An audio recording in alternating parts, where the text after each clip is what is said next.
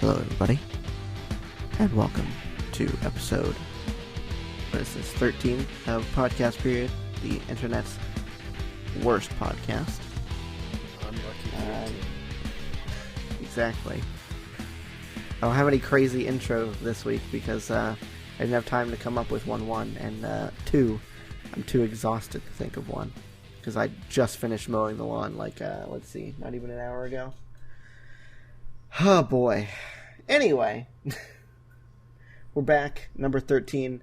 I'm Ben. With me today, obviously, is my co-host, David. What's up, guys? And we have I don't know if I would call it interesting, but we have an episode for you this week.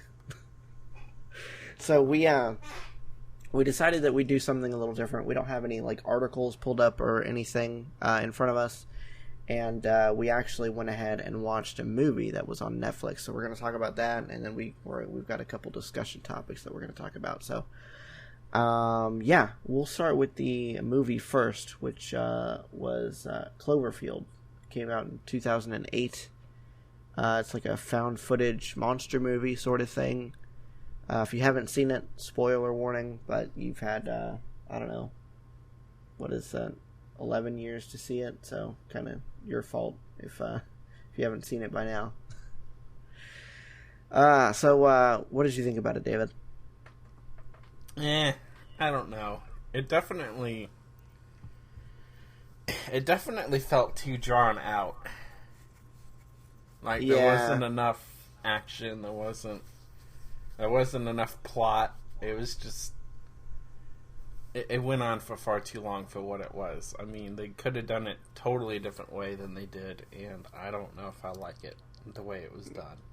Yeah, the premise was interesting. It's like a Godzilla movie, but from the perspective of the civilians that are caught in the middle of it. But they took too long to get to the monster part, and then even when that did come, there was just a lot of filler time in between all of the action. Yes, exactly. And when you do get action, it's pretty good. Like in the subway thing with all the whatever those things are, the little dog spider things that come off the monster. Mm-hmm. Those are pretty cool. That was a pretty cool scene, but beyond that, it was just like David said, it felt like it was too long for what it was. That should have been maybe a 30-minute student film or something like that. Not a 90-minute feature film that was shown in theaters. Not saying that the quality was bad. It's not student film quality. It just feels like a student film premise, almost. At least the way that they presented it. Like I said, it is a great idea, but they didn't have enough meat on the bones of the movie for me to like it as much as I probably could have. Absolutely not. I felt like they could have done a lot more analysis from the military's perspective. You get bits and pieces of theory as to the origin of it. They correctly assume that it comes from the sea, but still, I mean, come on now. It was just too much dead air time to me. Too much filler going on. Yeah, exactly. I don't know. I thought, because David and I both saw the sequel actually before we saw this, I thought 10 Cloverfield Lane was a billion times better than this movie. That's exactly my thought too. And neither of us have seen the third movie. It's Cloverfield Paradox, although I heard it's not very good anyway. It's a Netflix movie. So, we'll see. We may watch that later on down the road, but right now I'm not really inclined to do so. Yeah, exactly. I don't really know if there's a whole lot else that we can say about it without getting into the nitty-gritty. we'll do a little bit of like a plot synopsis, just kind of show what the plot points that the movie goes through, just to show what we're talking about with how little actually happens. So, it starts out with it's like a going away party for a dude. He's like going to Japan for some job or something like that. VP of something. I never even understood what the job was. I just knew it was VP of something. VP of something or other. So it starts out with that. There's I think it's his best friend. He's going around and videotaping all of the guests, which is how the camera aspect comes in. He's videotaping all the guests and getting like going away messages and whatever. And this party is going on, and then all of a sudden, like, there's like these loud, like a loud thunderclap almost. It's kind of like it was presented like an earthquake when it first happened. So yeah, that happens, and then basically they just keep running until almost all of them die. Don't really know where to go from there. Like, so during the party, the dude that's going away and his like best friend / ex-girlfriend, maybe, I don't know, they get into a fight, and so she runs away like right before this whole thing happens. So half of the movie is the dude that's going away, his brother, his brother's girlfriend, the best friend who's holding the camera pretty much the entire movie, and this other girl from the party. They are all going and trying to like run away from the monster, but at the same time trying to get to this dude's ex-girlfriend, because she gets a hold of him and she's like trapped in her apartment or something like that. So they finally, let's see, they get to like the subway, and that's when the random girl who's just with them from the party, she gets like bit by these like spider dog things that come off of the monster. Parasites. That's what they are? Okay. Basically, yeah. Okay, well, so yeah, she gets bit by one of those. The rest of them manage to get out safe, but they're like, when they're running away, they're like intercepted by the military in like this field. I don't know if it's like a field. It's like a field operations base, basically. And these guys find out that this girl is bitten. They take her away, and then she's like behind this like plastic sheet and almost like this quarantine thing. And she like explodes. It's really, really pretty gross, actually. Yeah, like almost immediately explodes too. Like, yeah, not even like 2 minutes after she's hauled away. Yeah, Poof. it was gross. Yeah. So then, oh no, yeah. Before that, actually, they were trying to get across the Manhattan Bridge. Was it Brooklyn? Was it Brooklyn Bridge? Yes. And then the monster. They were trying to get across it, and then the monster like whips its tail through the bridge and kills the dude's brother, the one that's going away, his brother. So now we're down 2 party members, basically, and then we finally get to this dude's girlfriend's house, and they get her out. And then how does the dude's girlfriend die? The brother's girlfriend. I forget how she dies. I don't think she did. I thought they got her on a rescue chopper. Oh yeah. That's right. That's right. She's the only one that survived. Exactly. Okay, so yeah, so the brother's girlfriend, the brother that died, his girlfriend, they get her onto a chopper. And then the 3 of them try to get onto a chopper, but it gets knocked down by the monster. And then this is like right before the army is supposed to start carpet bombing the city because they don't know what else to do. So they get knocked out of the helicopter. They initially survive, but then the monster it goes right over this dude's best friend, and he chops him in half or something like that. Mm-hmm. That was pretty nasty. Mm-hmm. Even though they didn't show it, that was whoa, that was unexpected. Yeah. So then the dude that's going away and his ex-girlfriend / girlfriend or whatever, they hide out under a bridge and they get bombed to death, basically. So we don't know if the monster survives. We know they obviously do not survive. The camera somehow survives the carpet bombing, though. So yeah, sure, that makes sense. But yeah, so I left out a lot of the nuances or whatever, but from what I described, like I said, I don't think that should have been more than half an hour or something like that. So there was a lot of walking and BS in there. There's not a lot of... If it sounds like he did a very poor job of describing the movie, he really didn't. It's pretty much the entire movie. Yeah, exactly. There's not much in there that's left for actual substance of the film. Everything else is just filler. Yeah, it's a lot of walking and talking and running. It's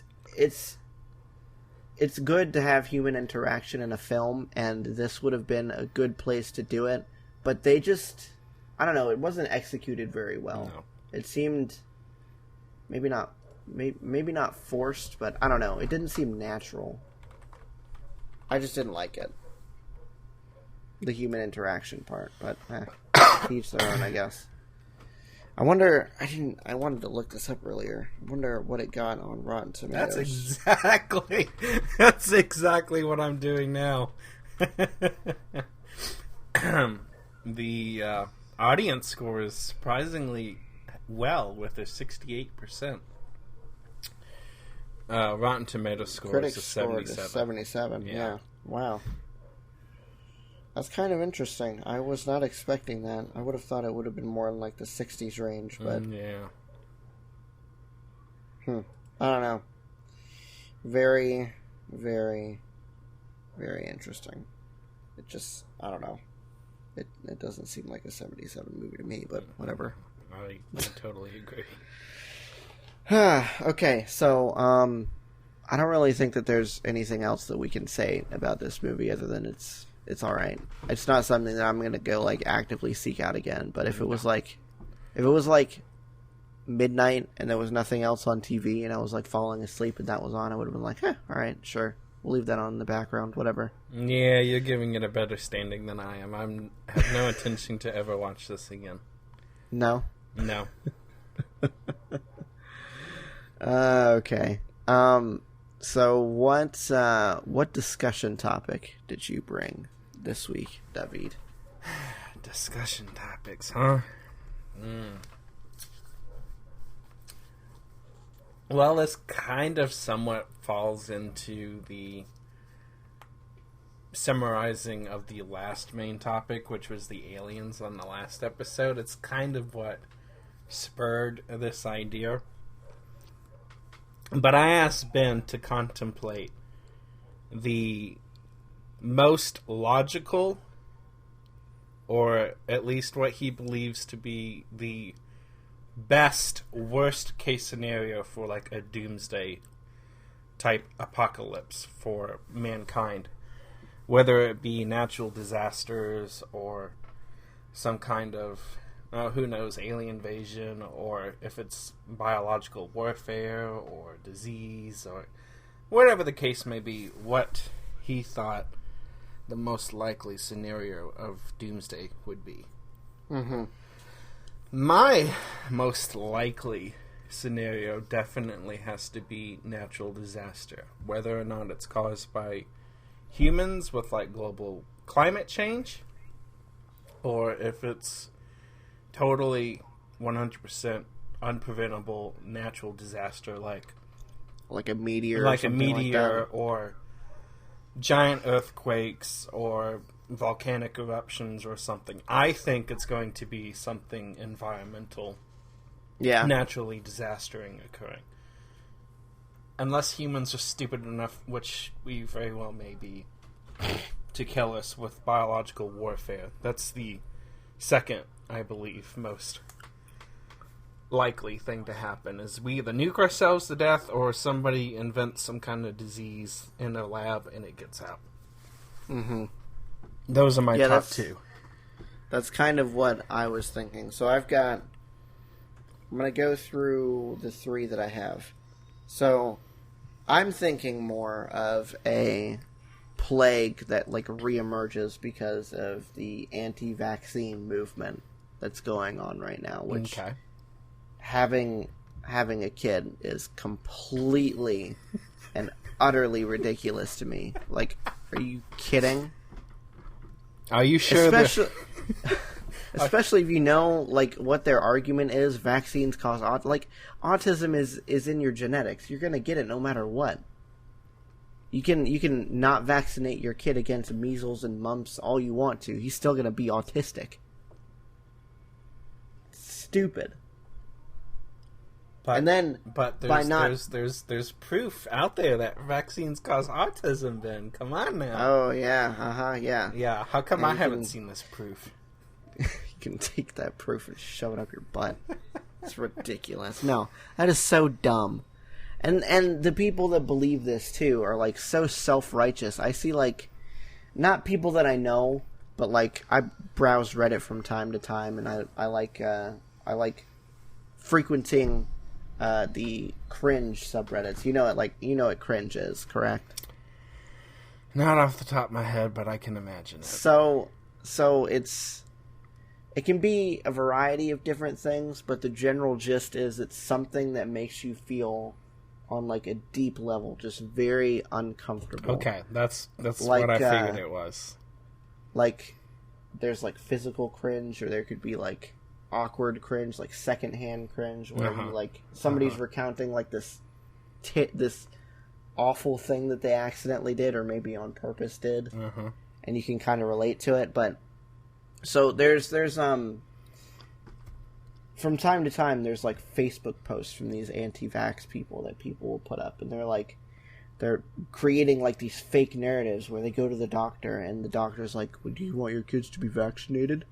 And they're like, no, you should read the pamphlets on your vaccinations. There's all kinds of chemicals and stuff in there, man. And then they go away, and then they come back the next time to go to the same doctor, and he's like, and this doctor's like, yeah, man, I read the pamphlets, and now I totally get what you're saying. Now I don't give any of my patients vaccinations. Oh my gosh, yeah. BS. BS. That is so dumb. Anybody who doesn't vaccinate your kid needs to be, like, put in an insane asylum or something, because you are endangering the public health of everybody around your kid. And sure, there's a such thing as herd immunization, where the majority of the kids are immunized, so therefore your kid should theoretically be immunized secondhand.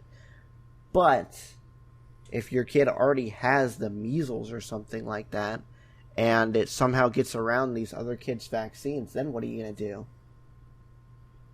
It's stupid. Yeah, they have that argument, and they say, well, everybody else is vaccinated, so they should be fine. Well, okay, should be, then in why theory, don't you fine. Just vaccinate your but kid. It's not 100% true. It's not 100% effective. None of them are. Yeah. I had the measles, mumps, rubella vaccine and the chickenpox vaccine, and so did Jessica. Jessica got chickenpox when she was young, and I had measles when I was. I think it was the measles. It was one of them. It was either measles or mumps. We both got the vaccine. She got one. I got the other. You see, and I'm not saying that it's 100% effective, but everybody is a lot safer if everybody gets vaccinated. Yeah, that kills their argument right there. Exactly. There's a smaller chance of somebody getting infected with these diseases that have been eradicated for years, effectively. I mean, it just shouldn't happen. We've got an outbreak going on now. Yeah. From measles. And then imagine if something like polio comes back, Good Lord. Or Polio smallpox. vaccine has been gone. Yeah, or smallpox. Even worse. Because nobody's vaccinated against that. They stopped doing that way back in the 70s, I think. But yeah, well, nobody got it anymore. There wasn't any need. And then I think even the ones that did get vaccinated for it, they needed boosters to be effective, and they stopped doing that. So, like, I think my dad explained that it just makes those people suffer longer if they get it. They're still doomed. They just get to wait and see everybody else die before they finally croak. It's like, oh, that's a comforting thought. Sure hope we don't get smallpox back. Yeah, for real. That would suck. Ugh. But if everybody gets vaccinated, we won't have to worry about that. Right. So you're depicting plague or some other natural disease because of anti-vaxxers. Yep. I've got two more. So my next one is nuclear war. I think that's a big one, especially considering who we have as the president right now, and his dick measuring contest between North Korea. Not that seems to be happening as much anymore, but especially towards the beginning. I still think that's a very strong possibility of how the world is going to end, though. Like, it's going to be that or one of the other two things that I said. Well, one of them I haven't said yet, but you know what I mean. Well, with the nuclear war scenario, I think it's highly probable, not only because it can happen intentionally, but also unintentionally. Yeah, God forbid something happens and somebody like it almost launches. did in the Cold War. Exactly. Yeah. Something gets launched and nobody assures the other that, hey, this is an accident, this wasn't us, or whatever. Or it's an equipment malfunction on the other side where the people think that somebody else launched something and they didn't. And they counter attack when there was no attack. And then the other person counters the counterattack, which shouldn't have happened in the first place, and then we're all dead. Yeah. Yeah, that's a big... I think that's a big, like... It's definitely something that it could happen. Okay, so what's the most likely scenario you think with the nuclear war scenario? I don't know if... Oh, with the nuclear war scenario? Yeah. I don't know. Right now, it's kind of hard to say, but it's got to be between, like, North Korea just being stupid, or just some like crazy freak accident happening like it almost did with the Cold War. I think there was a couple instances of like us almost getting into nuclear war with Russia. Now, what about the Far East? Not the Far East, the Middle East, Iran, people like that. What do you think the chances of them idiots doing something? I don't know. It's hard to say. I mean, we don't really know their nuclear capabilities per se. I mean, I'm sure they have some sort of nuclear program. Like, come on, it's stupid to think that they don't. But at the same time, sanctions on them. I just don't think anybody knows the extent of what they do and don't have. Yeah, exactly. I don't know. It's hard to say. If we keep on their quote-unquote good side for the time being, then, I mean, we shouldn't theoretically have anything to worry about, but, I mean, they kind of have an extremist thing going on there, and not to say that all Muslims are extremists, obviously. I know that. That's stupid to assume and stupid to say, but the fact of the matter remains, most of those governments over there are the extremist form of Muslim. Maybe not necessarily the blow-up-a-bus kind of Muslim, but, like, the crazy... Like, they're basically like the southern, like the Southern Baptists of Muslims, almost. Like Bible thumping, if you don't do this, you should die.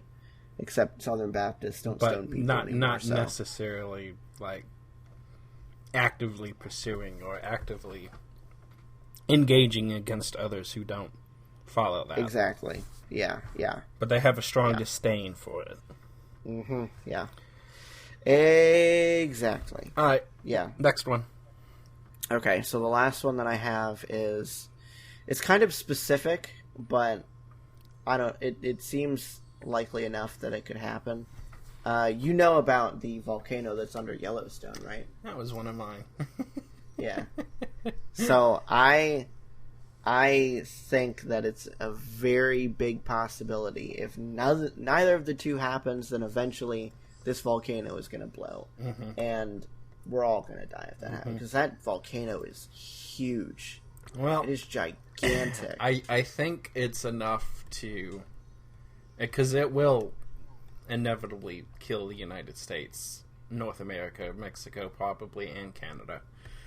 I think there's enough there that would cause catastrophic climate change or catastrophic crop die-off. That would kill all of humanity. Yeah. Unless there's a very select enough few would happen that there. And get food and resources that survive. Yeah. I mean, there's always a chance that somebody can have like an underground hydroponics thing. But, exactly. You know. Okay, so the rule for that one is not everybody has to die, but it definitely is going to wipe out like 98% of the world's population. It would wipe out a lot of people. And the nuclear war wouldn't necessarily wipe out everybody, and neither would the anti-vax thing. But there's enough. Yeah, there's enough there that it would be basically an extinction event. Exactly. Like, yeah.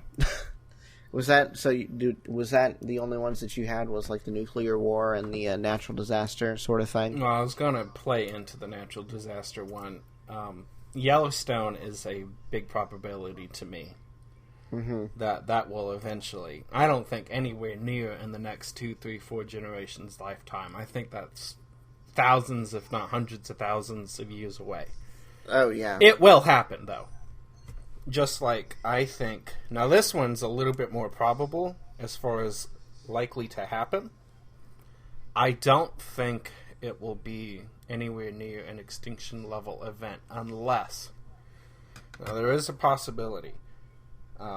Everybody knows that there's nothing but one giant fault line all the way through the middle of the United States called the New Madrid Fault. It was responsible for, I think they... calculate 7.7 on the Richter scale earthquakes back in 1811 and 1812. I think that could be triggered either by the fact that it's overdue and they already say it's probably going to happen in the next 50 years as it is. I think California's big one might be something that is large enough to either affect California and possibly split part of the state off, and that being a major fault line along tectonic plates, either be big enough to trigger other tectonic shifts and cause earthquakes and tsunamis in other part of the world, but also, depending on how large that is and how primed the New Madrid Fault is, that one being strong enough to make New Madrid go off. So not only do you have the West Coast devastated, now you have the heartland of America devastated. And that is enough for sure to ruin basically the entire United States, because you take out the heartland, you take out the crops. You take out the West Coast. Not only do you take out a lot of technology and other infrastructure for not only the United States, but let's face it, the rest of the world. A lot of tech industries out there. God forbid that be big enough to also go for Yellowstone. Now, I don't think that's probable. Yeah. But you never know. Exactly. And not to mention the fact that, you know, these tectonic plate shifts will more than likely affect the rest of the world via tsunamis and stuff, which I know kind of you said, but like they might not be affected by like necessarily more earthquakes, but the tsunamis will definitely devastate other parts of the world if that were to happen. Exactly.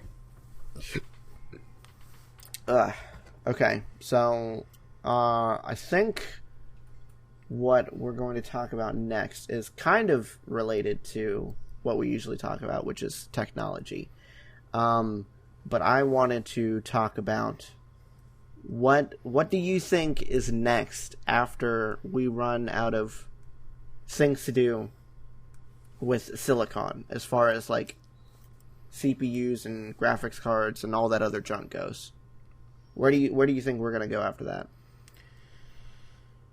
It's either going to have to be a new substrate entirely, one that may or may not work better in the present, but as technology advances may prove far superior to silicon as far as the power that it can process and stuff based on the lithography of the nodes and how well it actually induces electrical current and what they can do for voltage and all that nonsense.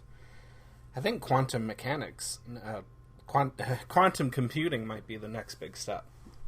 Yeah, I was reading about that. I don't know, I want to say a week, maybe 2 weeks ago, something like that.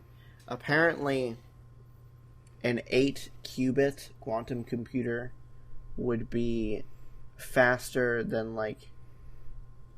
Hold on, what was it? I'm gonna look it up real quick. Okay, so no, I was wrong. It's a 30-qubit quantum computer would equal the processing power of a conventional computer that could run at 10 teraflops. So 10 trillion floating point operations per second. 30 qubits. That's it. It's amazing what is in the future. I can't wrap my mind about it.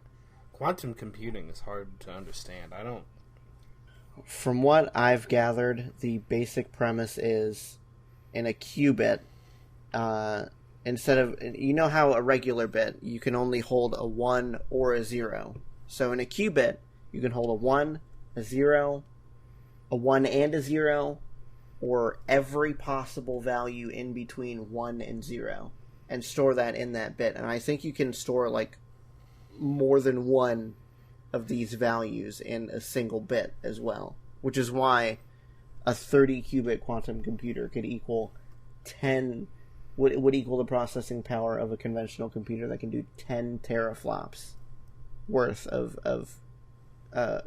computations. Other than that, I have no idea how to explain it to you, but that's the basic gist of it. And the craziest part is we're already, like, almost halfway there. I think the largest quantum computer that exists right now is like 15 qubits. So we've already got a quantum computer that effectively can do 5 trillion teraflops.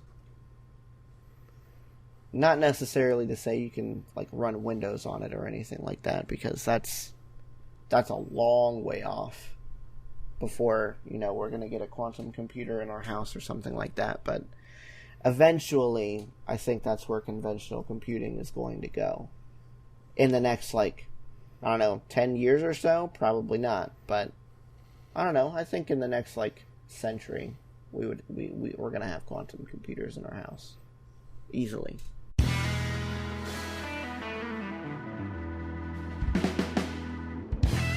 Today's episode of Podcast Period is sponsored by, you.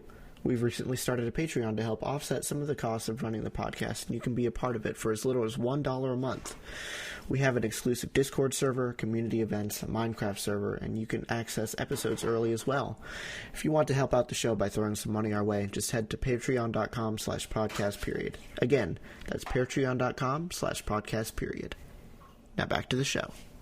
So, beyond quantum computing, I think the next evolution of what we're going to do is it's going to have something to do with DNA or biological computing. I think we're going to figure out how to create a brain from scratch eventually. I think that's going to be crazy. So instead of cold hard tech and cold hard processing power, start looking at it from a neural network type situation. Yeah, exactly. And check and see what that can do. Mm-hmm. Which God only can imagine. Yeah. Clearly, because we haven't done it. We haven't done a good job of it yet. Will we ever do a good job of it? Lord only knows. Not in our lifetime. Yeah. They've already started, writing, storing things on DNA and being able to read back from it. It takes forever and a day, apparently. Yeah, no, that was one of our topics a bajillion episodes ago. Was it really? Yeah, I brought that up one topic. Oh. Yeah, so, yeah, I don't know. I think that's probably going to be the next... Beyond quantum computing, that's going to be the next thing that somebody's going to look into. But we haven't... I don't think we've reached the point quite yet where we've hit, like, a wall with Moore's Law. Well, and that makes me wonder... Will we ever hit the wall where we have to address it with an intermedium? Something besides silicon to do what we can do with processors now? Yeah. Or will we just jump into the next big thing and just start there and progress forward with that? I don't know. I think they still have some decent time left with it. I mean, right now what they're trying to do is pack it into smaller and smaller and smaller chips.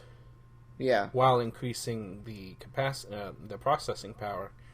You don't have to keep packing it into smaller stuff. You can eventually start making chips and dies bigger. That way you dissipate your heat better and you still continue to pack more onto it. Exactly. Lose your ability to shrink the size down a little bit. We could get away with that for a little while and still be fine. Yeah, I mean, they're pretty dang small now. I mean, even if you go to a standard desktop chip being the size of a Threadripper, it's still not that big. That big of a deal. No. I mean, you'd have to make motherboards a little bit bigger. You definitely wouldn't get the same form factor as like a micro ATX or whatever, but no. I mean, and you don't need that type of power in laptops, so you could just kill that argument. Exactly. You can just leave them and make them to where they're not going to get extremely, extremely double, 3 times, 4 times more power out of the same size for 10 years and call it done. I mean, you don't have to do it. You can just say, well, get a desktop. Mm-hmm. What can you not do with a laptop now? I mean, we went to the moon with technology that is literally outclassed by, like, the world's smallest smartwatch or something.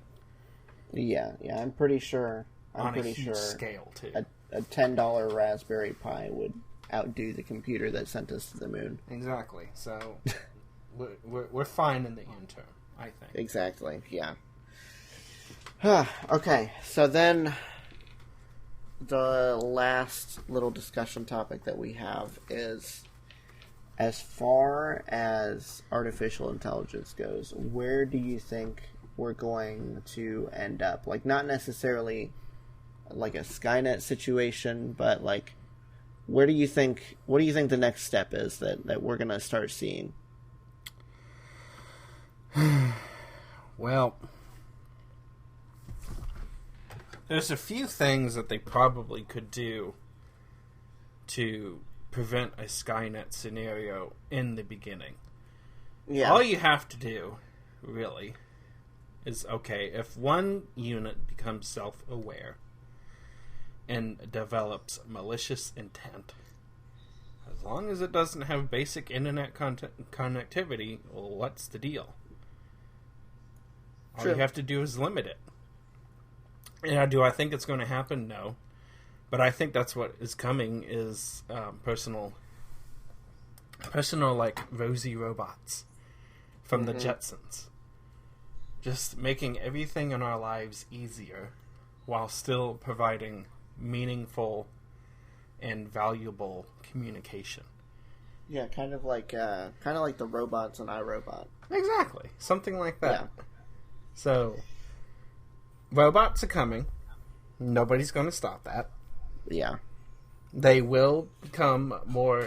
If they don't make them more humanoid, just because society won't tolerate that, fine. Yeah. I'm okay with that. Yeah, I don't know. I don't know how far into the uncanny valley they want to go with that. Honestly. Exactly. But I'm okay with that. It doesn't have to be like that. Yeah. But we've got to get better than, hey, Google, set an alarm for this, and it can't even do that correctly.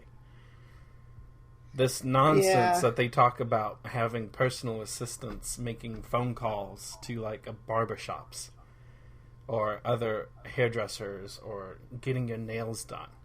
Yeah. How do they expect any of that to work when they can't get a simple command for a reminder to work? But they will eventually. For the most part, it works pretty well. I mean, I'm not expecting this thing to work 100% of the time, and that's just because, they've got 100,000 different speech models that they have to work off of to try and understand each individual person. But at the same time, I don't know. I mean, they've already like started automating our houses and stuff. Like, you can turn on your TV with a Hey Google command if you wanted to. Yeah. And you can turn on lights and dim lights and change lights different colors. Mm-hmm. I think eventually we're going to get like, it's going to be like, did you see that Disney Channel movie Smart House? Yes. Yeah, I think eventually, hopefully not with like the crazy psycho holographic mother.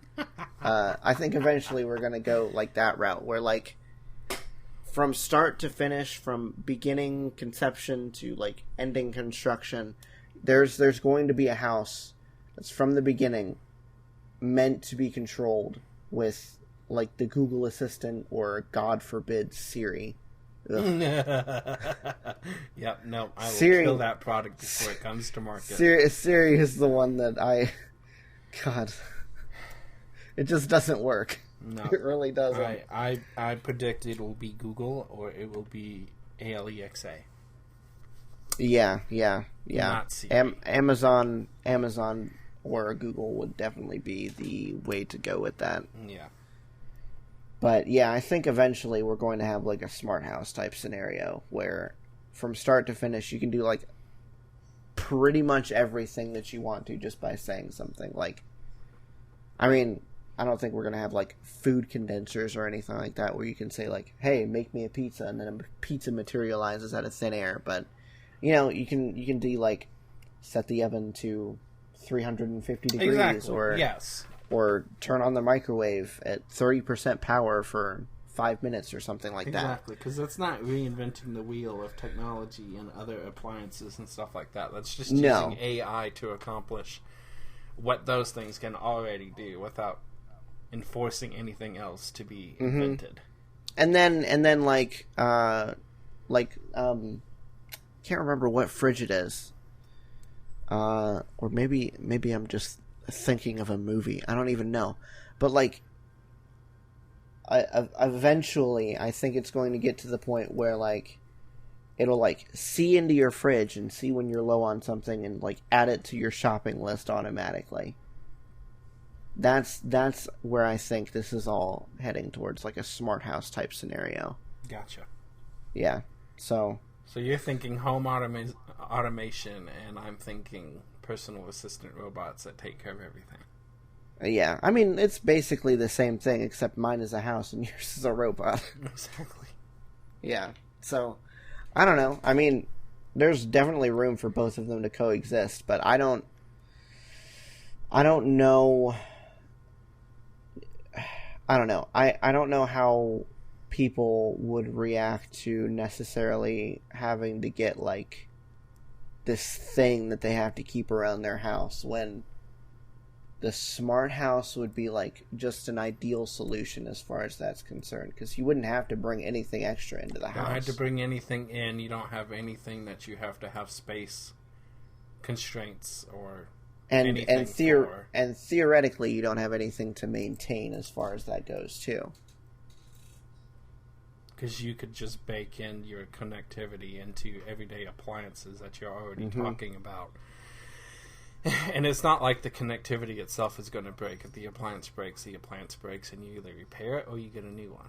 Yeah, exactly. Just like everything else in life. That's not going to change just because it got smart and you connected it to like a home network or something. Yeah. Now obviously there's going to be advantages to having a robot around the house, like instead of hiring a home nurse for your elderly parents or whatever, you just stick Stuff a robot in there and physically do without somebody being there.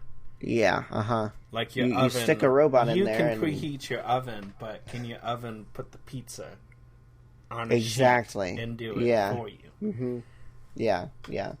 I think that's the way that it's going to go. It's going to, if the robots are the way to go, it's going to start out with like personal assistant type things, like where instead of hiring a home nurse, you get a robot and it cares for, your elderly parents or grandparents or whatever, and eventually it will move up to where you get like a robot butler situation in like middle class households. But I think the smart house will happen before the robots happen.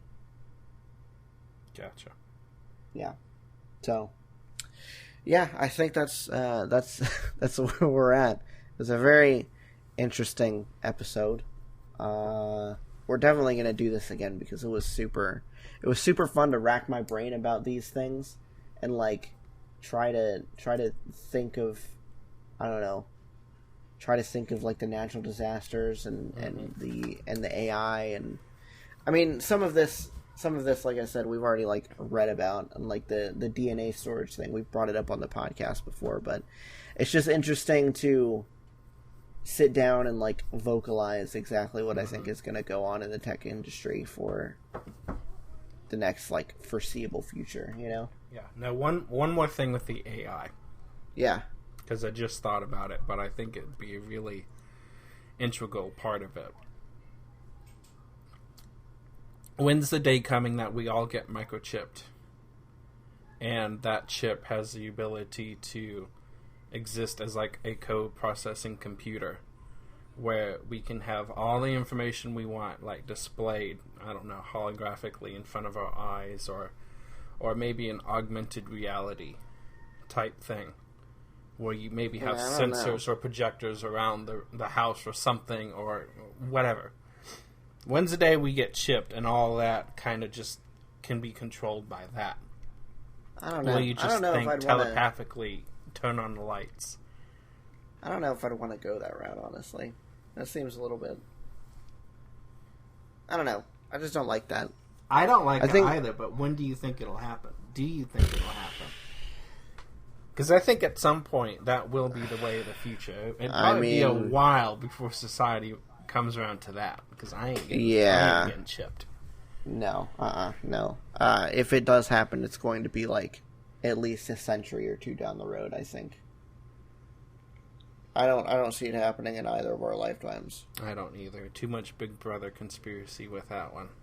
Yeah. I mean, I can't say that I blame people either. It makes me a little bit wary to think like this. I could have this like little chip implanted in my forehead or whatever, and then the chance to have it like hacked and somebody could take over my entire life. That would just be insane. And not to say that there isn't a chance for, say, the robot or the smart house to get hacked, but the robot or the smart house is not directly connected to my brain or whatever. So, yeah, I'm gonna say no to that. No, thank you. Right. Yeah. So yeah, that's gonna be it for this episode of the podcast, guys. Thank you so much for tuning in.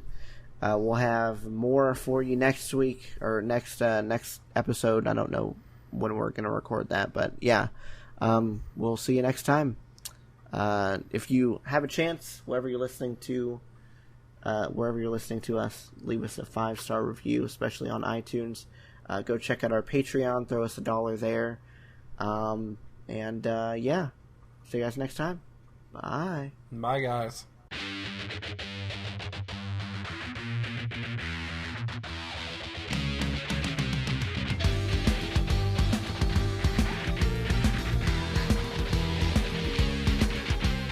Podcast Period is hosted, produced, and edited by me, Ben, and co-hosted by David.